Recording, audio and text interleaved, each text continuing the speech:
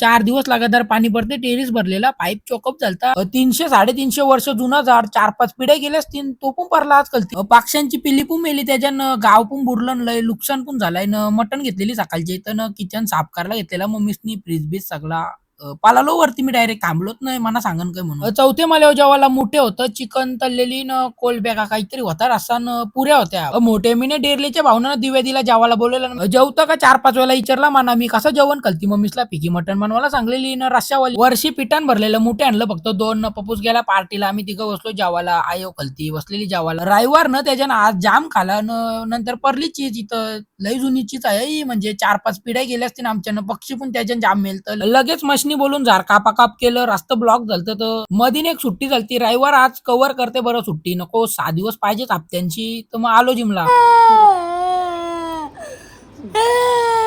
पियूची राजाची भांडण झालती. राजा चावला वाटतं पियूचे.